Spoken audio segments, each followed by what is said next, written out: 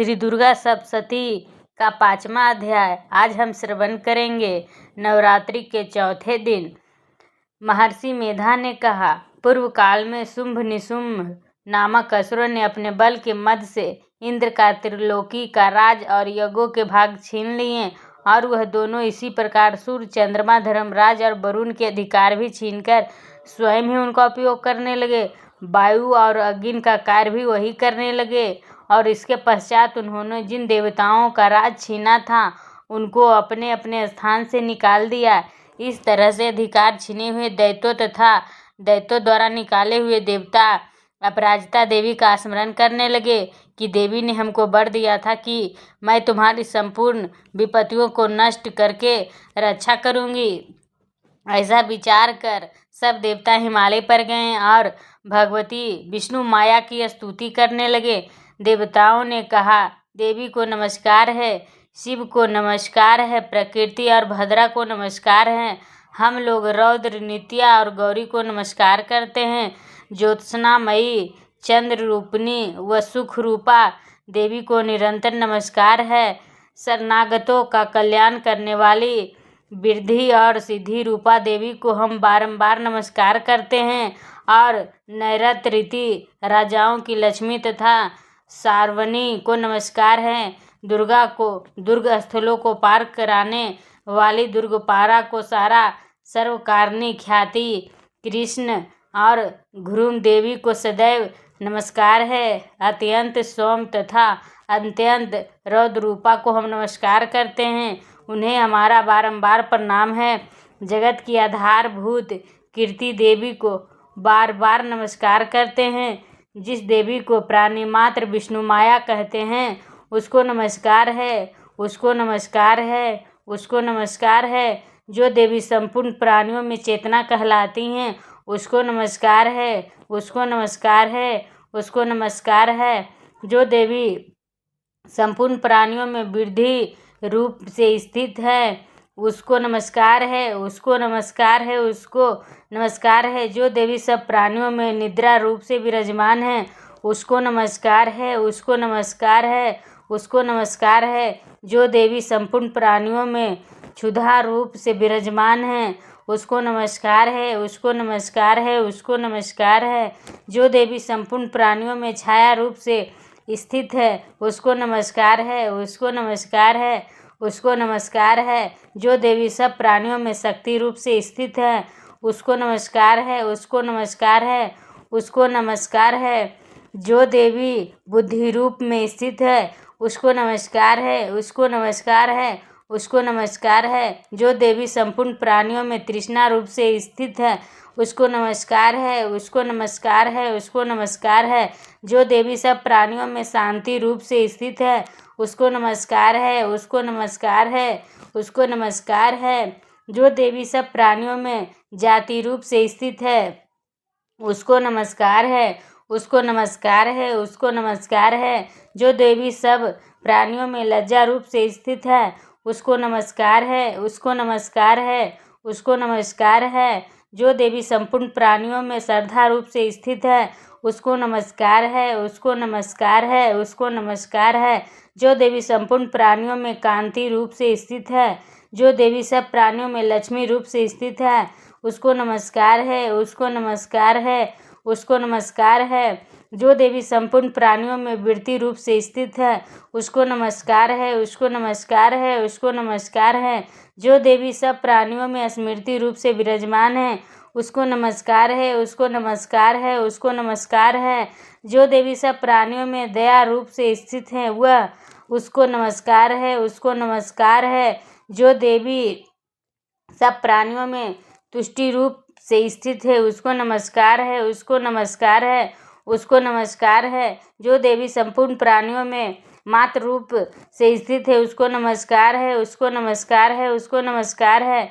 जो देवी संपूर्ण प्राणियों में भांति रूप से स्थित है उनको नमस्कार है, उनको नमस्कार है, उनको नमस्कार है। जो देवी संपूर्ण प्राणियों में नित्य व्याप्त रहती है उसको नमस्कार है, उसको नमस्कार है, उसको नमस्कार है। जो देवी चैतन्य रूप से इस संपूर्ण संसार को व्याप्त करके स्थित है उसको नमस्कार है, उसको नमस्कार है, उसको नमस्कार है। पूर्व काल में देवताओं ने अपने अभीष्ट फल पाने के लिए जिसकी स्तुति की है और देवराज इंद्र ने बहुत दिनों तक जिसका सेवन किया है, वह कल्याण की साधना भूता ईश्वरी हमारा कल्याण और मंगल करे तथा सारी विपत्तियों को नष्ट कर डाले। असुरों के सताए हुए हम संपूर्ण देवता उस परमेश्वरी को इस समय नमस्कार करते हैं तथा जो भक्ति पूर्वक स्मरण किए जाने पर तुरंत ही सब विपत्तियों को नष्ट कर देती हैं, वह जगदम्बा इस समय भी हमारा मंगल करके हमारी समस्त विपत्तियों को दूर करे। महर्षि मेधा ने कहा, हे राजन, इस प्रकार जब देवता स्तुति कर रहे थे तो उसी समय पार्वती देवी गंगा में स्नान करने के लिए आई। तब उनके शरीर से प्रकट होकर शिवा देवी बोली, शुंभ दैत्य के द्वारा स्वर्ग से निकाले हुए और निशुंभ से हारे हुए यह देवता मेरी स्तुति कर रहे हैं। पार्वती के शरीर से अंबिका निकली थी, इसीलिए उसको संपूर्ण लोक में कौशिकी कहते हैं। कौशिकी के प्रकट होने के पश्चात पार्वती देवी के शरीर का रंग काला हो गया और वह हिमालय पर रहने वाली कालका देवी के नाम से प्रसिद्ध हुई। फिर शुंभ और निशुंभ के दूत चंड मुंड वहां आए और उन्होंने परम मनोहर रूप वाली अंबिका देवी को देखा। फिर वह शुंभ के पास जाकर बोले, महाराज, एक अत्यंत सुंदर स्त्री हिमालय को प्रकाशित कर रही हैं। वैसा रंग रूप आज तक हमने किसी स्त्री में नहीं देखा है। हे सुरेश्वर, आप यह पता लगाएं कि वह कौन है और उसको ग्रहण कर ले। वह स्त्री स्त्रियों में रत्न है, वह अपनी कांति से 200 दिशाओं को प्रकाशित करती हुई वहाँ स्थित है, इसीलिए आपका उसको देखना उचित है। हे प्रभु, तीनों लोकों के हाथी, घोड़े और मणि इत्यादि जितने रत्न हैं वह सब इस समय आपके घर में शोभायमान हैं। हाथी में रत्न रूप ऐरावत हाथी और उच्च सर्वा नामक घोड़ा तो आप इंद्र से ले आए हैं। हंसों द्वारा जुता हुआ विमान जो कि ब्रह्मा जी के पास था वह भी आपके पास है। और यह महापद्म नामक खजाना आपने कुबेर से छीना है। समुद्र ने आपको सदा खिले हुए फूलों की किंज किलनी नामक माला दी है। वरुण का कंचन की वर्षा करने वाला छत्र आपके पास है। रथों में श्रेष्ठ प्रजापति का रथ भी आपके पास ही है। हे दैत्येंद्र, मृत्यु से उत्क्रांतिका नामक शक्ति भी आपने छीन ली है और वरुण का पास भी आपके भ्राता निशुंभ के अधिकार में है। और जो अग्नि में न जल सके ऐसे 2 अस्त्र भी अग्निदेव ने आपको दिए हैं। हे दैत्यराज, जिस प्रकार सारी रत्न रूपी वस्तुएं आप संग्रह कर चुके हैं, तो फिर आप यह कल्याणकारी स्त्रियों में रत्न रूप अनुपम स्त्री आप क्यों नहीं ग्रहण करते? महर्षि मेधा बोले, चंड मुंड का यह वचन सुनकर शुंभ ने विचारा कि सुग्रीव को अपना दूत बनाकर देवी के पास भेजा जाए। प्रथम उसको सब कुछ समझा दिया और कहा कि वहां जाकर तुम उसको अच्छी तरह से समझाना और ऐसा उपाय करना कि जिससे वह प्रसन्न होकर तुरंत मेरे पास चली आए। भली प्रकार समझाकर कहना। दूत सुग्रीव पर्वत के उस रमणीय भाग में पहुंचा जहां देवी रहती थी। दूत ने कहा, हे देवी, दैत्यों का राजा शुंभ जो इस समय तीनों लोकों का स्वामी है, मैं उसका दूत हूँ और यहाँ तुम्हारे पास आया हूँ। संपूर्ण देवता उसकी आज्ञा एक स्वर से मानते हैं। अब जो कुछ उसने कहकर भेजा है वह सुनो। उसने कहा है, इस समय संपूर्ण त्रिलोकी मेरे बस में है और संपूर्ण यज्ञों के भाग को पृथक पृथक मैं ही लेता हूँ और तीनों लोकों में जितने श्रेष्ठ रत्न हैं वह सब मेरे पास है। देवराज इंद्र का वाहन ऐरावत मेरे पास है जो मैंने छीन लिया है। ऊंचे श्रवा नामक घोड़ा जो क्षीर सागर मंथन करने से प्रकट हुआ था उसे देवताओं ने मुझे समर्पित किया है। हे सुंदरी, इनके अतिरिक्त और भी जो रत्न भूषण पदार्थ देवता के पास थे वह सब मेरे पास हैं। हे देवी, मैं तुम्हें संसार की स्त्रियों में रत्न मानता हूँ क्योंकि रत्नों का उपभोग करने वाला मैं ही हूँ। हे चंचल कटाओं वाली सुंदरी, अब यह मैं तुझ पर छोड़ता हूँ कि तू मेरे या मेरे भाई महापराक्रमी निशुंभ की सेवा में आ जाए। यदि तू मुझे वरेगी तो तुझे अतुल महान ऐश्वर्य की प्राप्ति होगी। अतः तुम अपनी बुद्धि से यह विचार कर मेरे पास चली आओ महर्षि मेधा ने कहा। दूत के ऐसा कहने पर संपूर्ण जगत का कल्याण करने वाली भगवती दुर्गा मन ही मन मुस्कुराई और इस प्रकार कहने लगी। देवी ने कहा, हे दूत, तू जो कुछ कह रहा है वह सत्य है और इसमें तनिक मात्र भी झूठ नहीं है। शुंभ इस समय तीनों लोकों का स्वामी है और निशुंभ भी उसी की तरह पराक्रमी है, किंतु इसके संबंध में मैं जो प्रतिज्ञा कर चुकी हूँ उसे मैं कैसे झुठला सकती हूँ। अतः तू मैंने जो प्रतिज्ञा की है उसे सुन। जो मुझे युद्ध में जीत लेगा और मेरे अभिमान को खंडित करेगा तथा बल में मेरे समान होगा वही मेरा स्वामी होगा। इसीलिए शुंभ अथवा निशुंभ यहाँ आवे और युद्ध में जीतकर मुझसे विवाह कर ले। इसमें भला देर की क्या आवश्यकता है। दूत ने कहा, हे देवी, तुम अभिमान में भरी हुई हो, मेरे सामने तुम ऐसी बात ना करो। इस त्रिलोकी में मुझे तो ऐसा कोई दिखाई नहीं देता कि शुंभ और निशुंभ के सामने ठहर सके। हे देवी, जब अन्य देवताओं में से कोई शुंभ व निशुंभ के समान युद्ध में ठहर नहीं सकता तो तुम जैसी स्त्री उनके सामने रणभूमि में ठहर सकोगी। जिन शुंभ आदि असुरों के सामने इंद्र आदि देवता नहीं ठहर सके तो फिर तुम अकेली स्त्री उनके सामने कैसे ठहर सकोगी। अतः तुम मेरा कहना मानकर उनके पास चली जाओ, नहीं तो जब वह तुम्हें केस पकड़कर घसीटते हुए ले जाएंगे तो तुम्हारा गौरव नष्ट हो जाएगा। इसीलिए मेरी बात मान लो। देवी ने कहा, जो कुछ तुमने कहा ठीक है। शुंभ और निशुंभ बड़े बलवान हैं, लेकिन मैं क्या कर सकती हूँ, क्योंकि मैं बिना विचारे प्रतिज्ञा कर चुकी हूँ। इसीलिए तुम जाओ और मैंने जो कुछ भी कहा है वह सब आदरपूर्वक असुरेंद्र से कह दो। इसके पश्चात जो वह उचित समझे करे। 5वां अध्याय पूरा हुआ। श्री दुर्गा सप्तशती। 6वां अध्याय धूम्रलोचन वध। महर्षि मेधा ने कहा, देवी की बात सुनकर दूत क्रोध में भरा हुआ वहां से असुरेंद्र के पास पहुंचा और सारा वृत्तांत उसे कह सुनाया।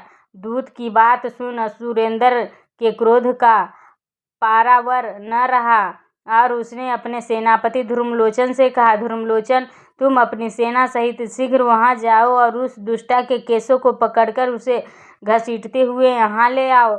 यदि उसकी रक्षा के लिए कोई दूसरा खड़ा हो, चाहे वह देवता यक्ष अथवा गंधर्व ही क्यों न हो, उसको तुम अवश्य मार डालना। महर्षि मेधा ने कहा। शुंभ के इस प्रकार आज्ञा देने पर धूम्रलोचन 60,000 राक्षसों की सेना को साथ लेकर वहां पहुंचा और देवी को देख ललकार कर कहने लगा, अरे तू अभी शुंभ और निशुंभ के पास चल। यदि तू प्रसन्नता पूर्वक मेरे साथ न चलेगी तो मैं तेरे केसों को पकड़ घसीटता हुआ तुझे ले चलूंगा। देवी बोली, असुरेंद्र का भेजा हुआ तेरे जैसा बलवान यदि बलपूर्वक मुझे ले जावेगा तो ऐसी दशा में मैं तुम्हारा कर ही क्या सकती हूँ।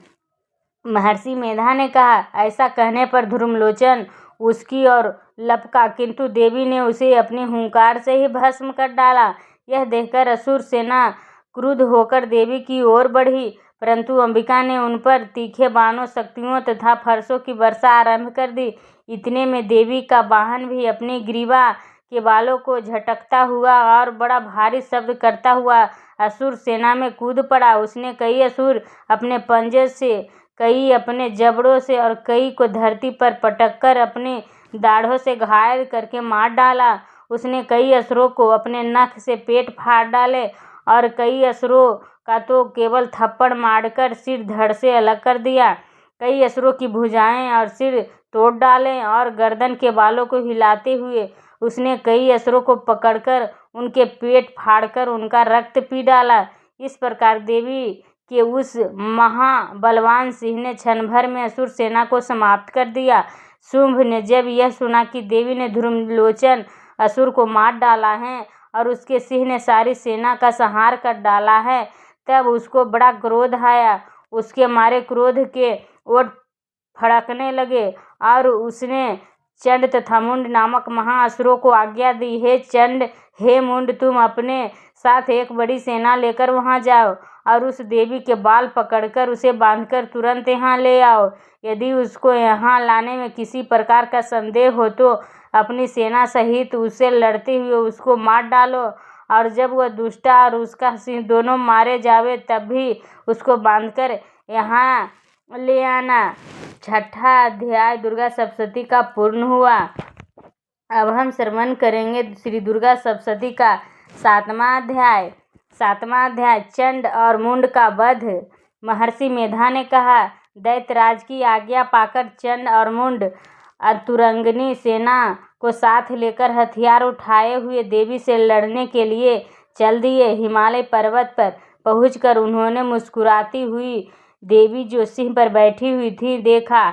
जब असुर उनको पकड़ने के लिए तलवारें लेकर उनकी ओर बढ़े तब अंबिका को उन पर बड़ा क्रोध आया और मारे क्रोध के उनका मुख काला पड़ गया, उनकी भुकुटियाँ चढ़ गईं और उनके ललाट में से अत्यंत भयंकर तथा अत्यंत विस्तृत मुख वाली लाल आँखें वाली काली प्रकट हुई, जो कि अपने हाथों में तलवार और पास लिए हुई थी। वह विचित्र खड्ग धारण किए हुई थी तथा चीते के चर्म की साड़ी एवं नरमुंडों की माला पहन रखी थी। उसका मांस सूखा हुआ था और शरीर केवल हड्डियों का ढांचा था और जो भयंकर शब्द से दिशाओं को पूर्ण कर रही थी। वह असुर सेना पर टूट पड़ी और दैत्यों का भक्षण करने लगी। वह पार्श्व रक्षकों, अंकुशधारी महावतों, हाथियों पर सवार योद्धाओं और घंटा सहित हाथियों को एक हाथ से पकड़ कर अपने मुंह में डाल रही थी और इसी प्रकार वह घोड़ों, रथों, सारथियों व रथों में बैठे हुए सैनिकों को मुंह में डालकर भयानक रूप से चबा रही थी। किसी के केस पकड़कर, किसी को पैरों से दबाकर और किसी दैत्य को छाती से मसलकर मार रही थी। वह दैत्य के छोड़े हुए बड़े बड़े अस्त्र शस्त्रों को मुंह में पकड़कर और क्रोध में भर उनको दांतों में पीस रही थी। उसने कई बड़े बड़े असुर भक्षण कर डाले, कितनों को रौंद डाला और कितनी उसकी मार के भाग गए। कितनों को उसने तलवार से मार डाला, कितनों को अपने दांतों से समाप्त कर दिया। और इस प्रकार से देवी ने क्षण भर में संपूर्ण दैत्य सेना को नष्ट कर दिया। यह देख महापराक्रमी चंड काली देवी की ओर लपका और मुंड ने भी देवी पर अपने भयानक बाणों की वर्षा आरंभ कर दी और अपने हजारों चक्र उस पर छोड़े। उस समय वह चमकते हुए बाण व चक्र देवी के मुख में प्रविष्ट हुए। इस प्रकार दिख रहे थे जैसे मानो बहुत से सूर्य मेघों की घंटा में प्रविष्ट हो रहे हों। इसके पश्चात भयंकर शब्द के साथ काली ने अत्यंत जोश में भरकर विकट अट्टहास किया। उसका भयंकर मुख देखा नहीं जाता था, उसके मुख से श्वेत दांतों की पंक्ति चमक रही थी। फिर उसने तलवार हाथ में लेकर हूँ शब्द कहकर चंड के ऊपर आक्रमण किया और उसके केस पकड़कर उसका सिर काटकर अलग कर दिया। चंड को मरा हुआ देखकर मुंड देवी की ओर लपका, परंतु देवी ने क्रोध में भरे हुए उसे भी अपनी तलवार से यमलोक पहुंचा दिया। चंड और मुंड को मरा हुआ देखकर उसकी बाकी बची हुई सेना वहां से भाग गई। इसके पश्चात काली चंड और मुंड के कटे हुए सिरों को लेकर चंडिका के पास गई और प्रचंड अट्टहास के साथ कहने लगी, हे देवी, चंड और मुंड दो महादैत्यों को मारकर तुम्हें भेंट कर दिया है। अब शुंभ और निशुंभ को तुमको स्वयं वध करना है। महर्षि मेधा ने कहा, वहां लाए हुए चंड और मुंड के सिरों को देखकर कल्याणकारी चंडी ने काली से मधुर वाणी में कहा, हे देवी, तुम चूंकि चंड और मुंड को मेरे पास लेकर आई हो, अतः संसार में चामुंडा के नाम से तुम्हारी ख्याति होगी। श्री दुर्गा सप्तशती का छठा अध्याय पूर्ण हुआ।